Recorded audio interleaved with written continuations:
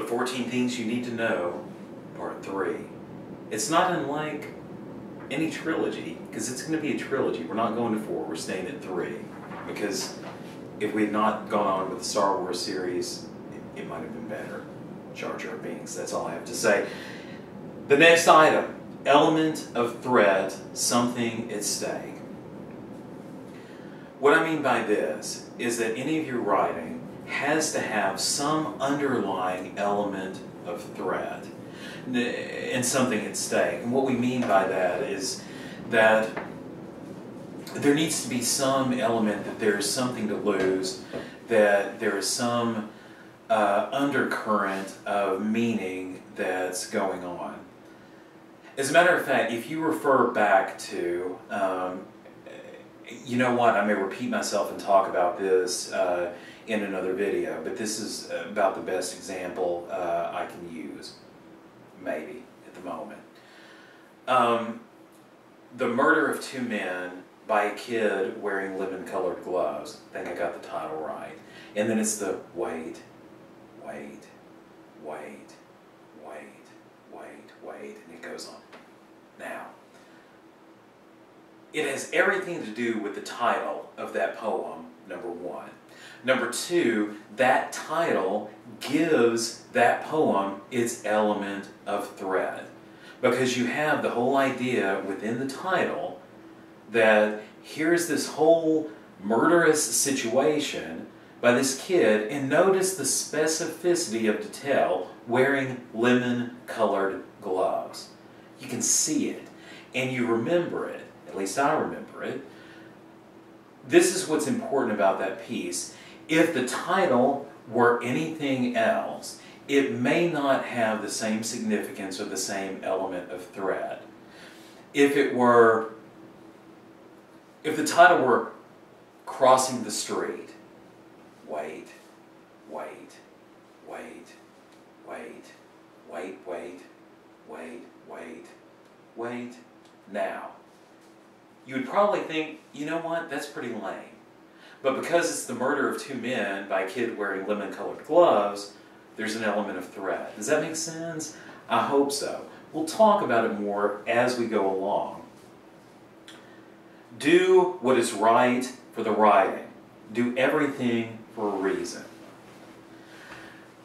You will see some examples in the handbook. There are a couple examples that I've used. One actually of a piece of writing of my own that I've been working on for years. One from a former student that takes writing from the first draft all the way to the final version that was published in Pulaski Technical College's literary journal, The View from Here. More on that later. But what happens there is this whole process of revision and doing what is right for the writing. Now this can be even small things like changing the color of a Dixie cup from red to blue or blue to red. Why? Why would you do that? If in reality it was blue, but you change it to red? Well, sound, number 1. The whole idea of imagery, number 2. Red may be what is more right for the writing.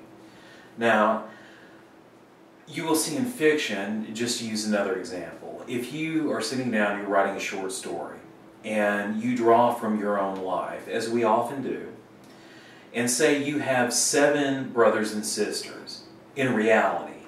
So when you're writing this story, you have, okay, and my mom and dad came down and they made breakfast, and my 7 brothers and sisters and I gathered around the table.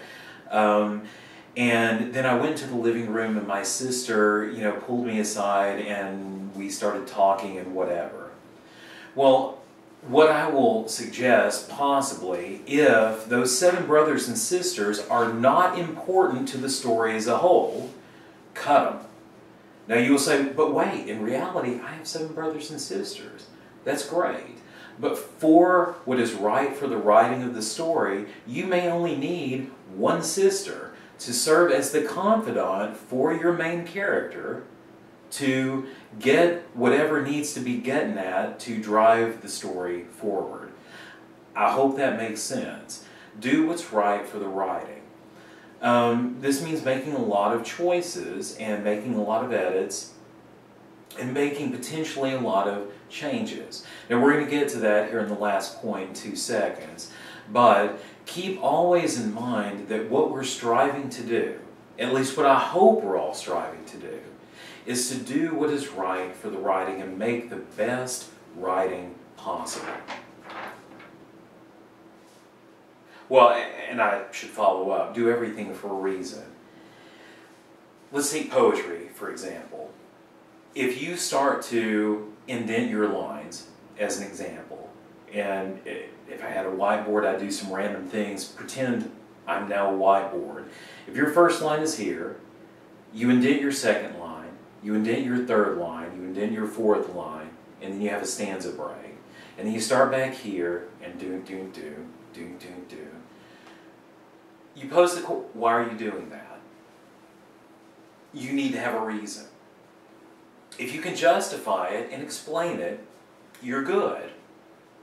But if your answer is, I don't know, a little bit problematic, do everything that you do for a reason and have a sound and justifiable reason for everything that you do. So, as you write, keep that in your brain, thinking, why am I doing this? Is it justified? Am I doing this for a particular reason to achieve a certain effect, to achieve a certain piece of meaning, to achieve a certain form that I need to achieve to help enhance rather than detract from the writing? So keep that in mind. And here we go. We're going in the last 2. Make it memorable. Now, you might think, well, duh. But this is so important, to make your writing memorable. All too often, and this is difficult stuff, but again, I told you, I'm going to be honest with you. We write things that are not very memorable. That whole idea of greeting card verse, and I don't mean to be rude, love, and a squat. I tend to throw away greeting cards. People give me cards. It's like, okay, that's nice. Well, the problem is they're not very memorable. I cannot tell you one card that I have ever received or quoted to you. Why? Because it's generic writing. It's intended for a one-size-fits-all. To make it memorable is to make your writing, again, concrete, specific, to have good sound, all the things that we've written about and led up to here on this page. If you do that, you get, are you ready? Brace yourself. You know what I'm talking about. It's licking that cheese off the fingers from those Cheetos. It's that Pabst Blue Ribbon beer. It's that bucket of fried chicken. That's what love is. Why? See, you remember already from 3 videos ago. That's memorable. You've got to make the writing memorable. If it's abstract in any way, if it's too generic, if it's too one-size-fits-all, we're not going to remember it. So you have to constantly work towards being memorable. And in the end, and this is going to sound a little crazy and dramatic, isn't that what we want? Isn't that in part what we're doing about writing? We want to be remembered in some way. We want to impart something that later on people will go, oh, this piece, this poem. It's the very thing that many of you have done with your favorite poems. These ones that you have said, this is a good poem, this is a great poem. You want to send chills up and down someone's spine. Emily Dickinson, our buddy, our friend, says she knows good poetry when it blows the top off of her head. We want to do that. We want to kick the reader in the gut. We want to blow the top of the reader's head off. And that means that we have to write memorable writing. The last thing, notice I don't even have to look down for this one. You have to revise. Revision is writing. More often than not, I run into students, and not even students, everyone, who gives me the, well, I wrote it just as I meant it the first time. It's done. I distrust that. And I encourage you to distrust that of anyone you run into. The first draft is never the final draft. If it is, And you can yell at me later and post a response and say, dude, really? But I'll argue with you. That's what it's all about too, by the way, argument. I encourage you to challenge me. I'll challenge you back. We'll see where we go. But I stand by this. Revision is writing. The first draft is the beginning of the journey. It's all about revising. It's all about finding enjoyment, actually, in the process of revision. Of, once I've got this draft out, and here it is, let me look at it. Is this the right word? Is this the right word? Did I say this the right way? Could I add something here? Could I cut this here? So that in the end, it's almost like, I'm going to put this down. I always talk about revision as being like an accordion. You understand accordion? Go Google it real quick. It's a stretching, condensing of the writing. So we add, we subtract, we change, we cut.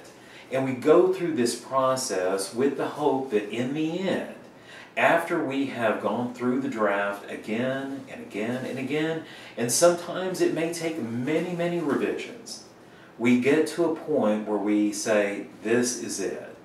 Or at least, as Paul Valery, some smart guy, says, no writing is ever finished, simply abandoned. And I, in some way, stand by that. We get to a point where we say, not necessarily this piece of writing is done, but I am done with this piece of writing for now. And we abandon it and we move on to the next thing. And so what is both a requirement for all of us, but should be a requirement regardless for any writer, is the act of revision, of taking an input, of looking at the writing again. And revision too is to see again, to look at the writing again in a fresh way, to see what you can do with it, to change it, to modify it, to make it better. Hopefully that is our objective. If it's not, we're in trouble. But I hope we're all on the same page as we move through this journey together and we look at revision. Those are the 14 things, okay? If you can take to heart these 14 things, and as you think about and consider them, ask me questions, challenge me if you want to. I'm here, I'm ready. You want to post a response video? I'm all about it.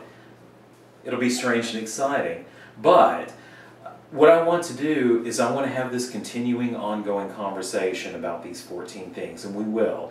As we delve into your writing and we discuss your writing, we're going to refer to these 14 things. Because in the end, what I want to make absolutely certain of is when you leave this class, you got these 14 things down. And if you do, I feel very confident that you can move on with strength, with encouragement to the future. So here are the 14 things. Here's looking at you. Bam.